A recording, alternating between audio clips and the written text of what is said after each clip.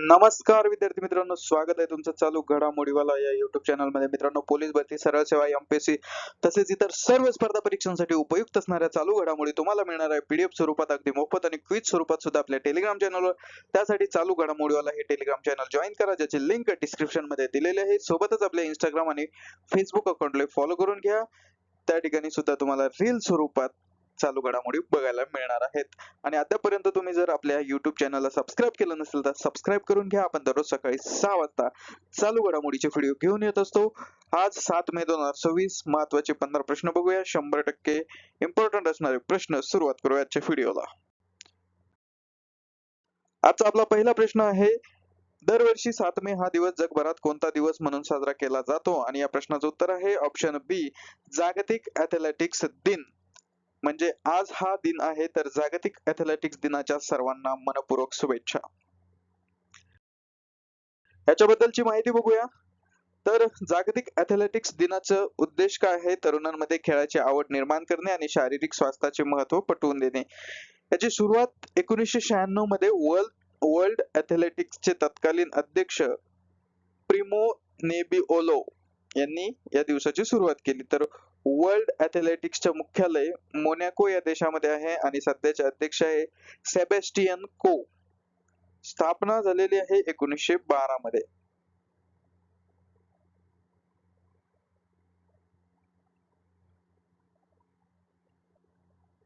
पुढचा प्रश्न क्रमांक 2. भारतीय साहित्यातील पहिले नोबेल विजेते रवींद्रनाथ टागोर यांची जयंती 7 मे रोजी साजरी केली जाते. त्यांना कोणत्या वर्षी नोबेल पुरस्काराने सन्मानित करण्यात आले? आणि या प्रश्नाचं उत्तर आहे ऑप्शन सी, 1913.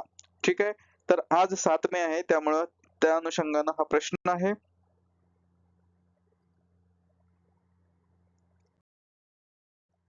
तर वैशिष्ट्य बघा, रवींद्रनाथ टागोर हे नोबेल पारितोषिक मिळवणारे पहिले भारतीय आणि पहिले आशियाई व्यक्ती आहेत. नोट करून घ्यावा किंवा याचा स्क्रीनशॉट घेऊन ठेवा. काव्यसंग्रह, त्यांच्या गीतांजली या काव्यसंग्रहासाठी त्यांना साहित्याचे नोबेल मिळाले. राष्ट्रगीत, त्यांनी भारत आणि बांगलादेश या दोन देशांची राष्ट्रगीते लिहिलेली आहे. ठीक आहे, भारताचं राष्ट्रगीत आहे जन गण मन, तर बांगलादेशचं आहे आमार सोनार बांगला. प्रश्न क्रमांक 3. 2026 चा प्रतिष्ठित पुलित्झर पुरस्कार खालीलपैकी कोणत्या भारतीयांनी जिंकला आहे? आणि हा जिंकलेला आहे सुवर्णा शर्मा, आनंद आरके या दोघांनी. म्हणजे या प्रश्नाचं उत्तर आहे ऑप्शन ए आणि बी दोन्ही. तर 2026च्या पुलित्झर पुरस्काराचे विजेते दिल्लीच्या सुवर्ण शर्मा, ज्या तपास पत्रकार आहे, आणि मुंबईच्या आनंद आरके, जे व्हिज्युअल आर्टिस्ट आहे. त्यांच्या ट्रॅप्ड या लेखासाठी, कोणाच्या? तपास पत्रकार जे आहेत सुवर्ण शर्मा, सायबर फसवणुकीवर आधारित त्यांना सचित्र वार्तांकन आणि भाष्य श्रेणीत हा पुरस्कार मिळाला. आणि या पुरस्काराची सुरुवात 1917 प्रशासक कोलंबिया विद्यापीठ न्यूयॉर्क यांनी केलेली आहे. प्रश्न क्रमांक 4. राष्ट्रीय सन्मान अपमान प्रतिबंध अधिनियम 1971 मधील ताज्या दुरुस्तीनुसार आता कोणत्या गीताचा अपमान करणे हा दंडनीय गुन्हा ठरणार आहे? आणि या प्रश्नाचं उत्तर आहे वंदे मातरम, ऑप्शन बी. वंदे मातरम हे आपलं राष्ट्रीय गीत आहे. जनगण मन हे आपलं राष्ट्रगीत आहे. या अगोदर जनगण मनचा अपमान करणे म्हणजे सावधान स्थितीत उभं न राहता जनगण मन म्हणणे किंवा राष्ट्रगीत गाणे हा राष्ट्रगीताचा अपमान मानला जातो. आणि सोबतच 52 सेकंदामध्ये राष्ट्रगीत गाऊन पूर्ण झालं पाहिजे, अन्यथा जास्त वेळ घेतला तरी सुद्धा अपमान मानला जातो. तसंच वंदे मातरम सुद्धा आता 1971च्या राष्ट्रीय सन्मान अपमान प्रतिबंधक अधिनियम नुसार या गीताचा अपमान करणं दंडनीय गुन्हा ठरणार आहे. तर हा निर्णय कधी झाला? 5 मे 2026 रोजी केंद्रीय मंत्रिमंडळाने या कायद्यात दुरुस्तीला मंजुरी दिली. शिक्षा काय असणार आहे? तर वंदे मातरमचा अपमान केल्यास 3 वर्षापर्यंतचा कारावास म्हणजे जेल किंवा दंड किंवा दोन्ही सुद्धा. तर जुना कायदा 1971च्या मूळ कायद्यात फक्त राष्ट्रगीत, राष्ट्रध्वज आणि संविधानाचा अपमान दंडनीय होता. आता हा यात चौथा मुद्दा किंवा चौथी गोष्ट त्यात ऍड झालेली आहे, त्यामुळे हा प्रश्न सुद्धा खूप महत्वाचा आहे. प्रश्न क्रमांक 5, भारताचे राष्ट्रीय गीत म्हणजे नॅशनल सॉन्ग आणि राष्ट्रगीताला नॅशनल अँथेम असं म्हणतात. तर भारताचे राष्ट्रीय गीत असलेल्या वंदे मातरम बद्दल कोणते विधान सत्य आहे? ठीक आहे. कशाही प्रकारचे प्रश्न परीक्षेत विचारले जातात त्या कॅटेगरीतले आपण प्रश्न घेत असतो. तर 4 विधान आहे. हे गीत रवींद्रनाथ टागोर यांनी लिहिले आहे. चूक, रवींद्रनाथ टागोर यांनी राष्ट्रगीत लिहिलेलं आहे जनगण मन. 1947 मध्ये याचा राष्ट्रीय गीत म्हणून स्वीकार झाला. हे सुद्धा चूक आहे, कारण याचा राष्ट्रीय गीत म्हणून स्वीकार 1947 ला झालेला नाही. हे गीत बंकिमचंद्र चटर्जी यांच्या आनंदमठ कादंबरीतून घेतले आहे. ठीक आहे. तर ऑप्शन सी हे उत्तर बरोबर आहे. आणि हे गीत सर्वप्रथम 1895 मध्ये गायले गेले, हे सुद्धा चुकीचं आहे. तर बघा, लेखक आहे बंकिमचंद्र चटर्जी. 1882 मधील आनंदमठ कादंबरीत हे गीत त्यांनी लिहिलेलं आहे. तर याचा स्वीकार 24 जानेवारी 1950 रोजी संविधान सभेने याला राष्ट्रीय गीत म्हणून मान्यता दिली. ठीक आहे. तर इतिहास काय आहे? 1896 च्या कलकत्ता काँग्रेसच्या अधिवेशनात रवींद्रनाथ टागोर यांनी हे गीत पहिल्यांदा गायले होते. ठीक आहे. ही स्लाइड सुद्धा खूप महत्वाची आहे. चलो नेक्स्ट. प्रश्न क्रमांक 6, केंद्रीय मंत्रिमंडळाने सर्वोच्च न्यायालयातील न्यायाधीशांची संख्या सरन्यायाधीश वगळून 33 वरून किती पर्यंत वाढवण्यास मंजुरी दिली आहे? आणि या प्रश्नाचं उत्तर आहे 37, ऑप्शन सी.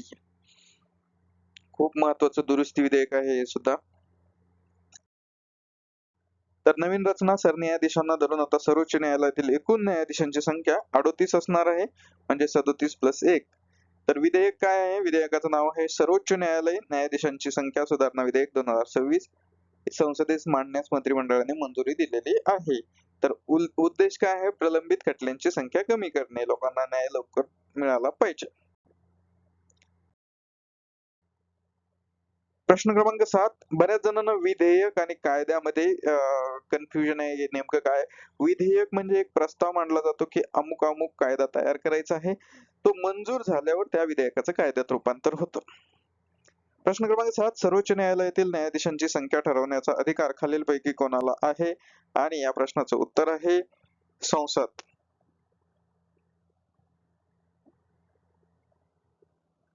ठीक आहे.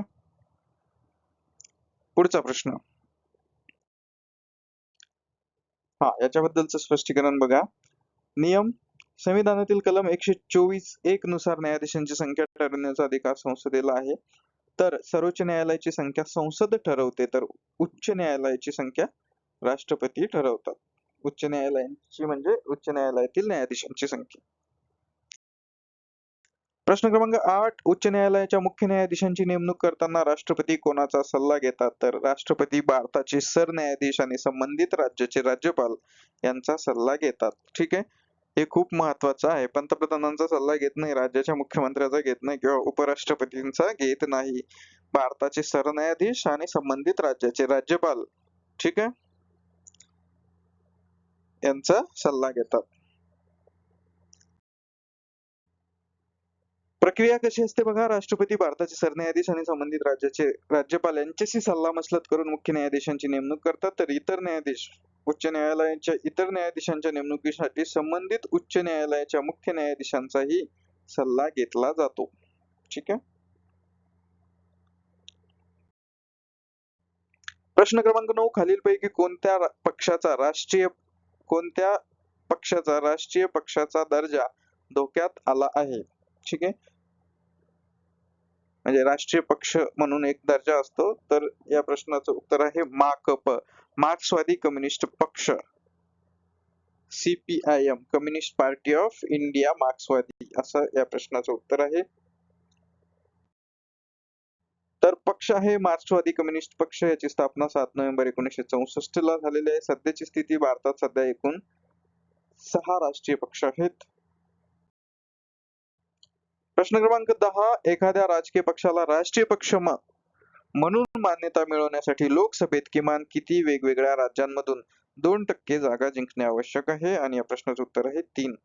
3 राज्यांमधून 2% जागा जिंकणं आवश्यक आहे राष्ट्रीय पक्षाची मान्यता मिळवण्यासाठी?